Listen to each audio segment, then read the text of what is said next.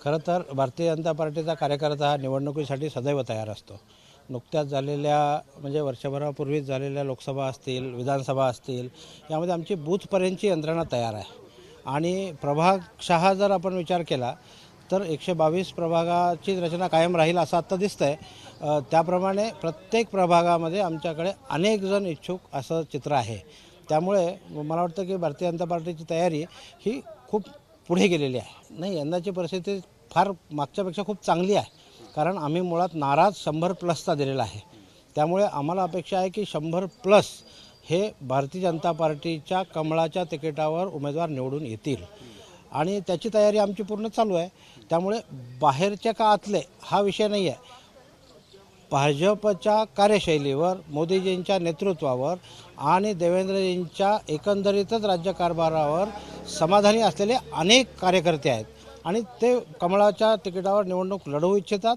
ते भारतीय जनता पार्टीचे सुद्धा आहेत आणि काही इतर पक्षातले सुद्धा आहेत। 122 नगरसेवक नाशिक महापालिकेमध्ये आहेत। आपण आत्ता सांगितलं का 100 पारचा नारा देतोय, म्हणजे एकंदरीत भाजप नाशिकमध्ये स्वभाव लढणार नाही, हे बघा लक्षात घ्या, भाजपचा नारा आहे म्हणजे त्यामध्ये जर का महायुतीचा निर्णय झाला तो सगळ्या नेतृत्वावर अवलंबून आहे, तर आम्ही महायुतीचे 100+ म्हणू। शेवटी लढाईचं फॉर्म्युला काय असेल हे तर प्रदेश नेतृत्व ठरवतं।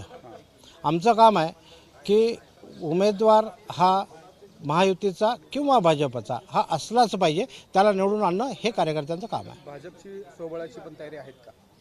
हे बघा असं असतं, मी तुम्हाला आधीच सांगितलं की लोकसभा असेल, विधानसभा असेल किंवा महानगरपालिकेच्या जिल्हा परिषदेच्या निवडणुका असतील, भाजप सदैव तयार असतो। आम्ही निवडणुकीच्या वेळेला उमेदवार कोण हे पाहत नाही। केंद्राचा निर्णय आला महायुती तर महायुतीचं चिन्ह असेल, जर भाजपचं असेल तर कमळ चिन्ह असेल। त्यामुळे आमचा तो रोलच नाही आहे।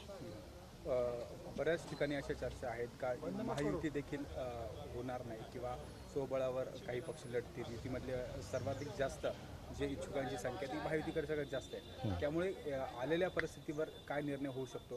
कारण आपण देखील आता पक्ष संघटनेसंदर्भामध्ये अनेक निर्णय घेत आहे। इच्छुकांची संख्या मोठी आहे, कार्यकर्त्यांची जी भावना आहे का प्रत्येकाला संधी मिळाली पाहिजे, मग त्या अनुषंगानं काय तयारी असणार आहे? हे नक्की आहे की महायुतीकडेच उमेदवारांची संख्या जास्ती आहे, इच्छुक उमेदवारांची।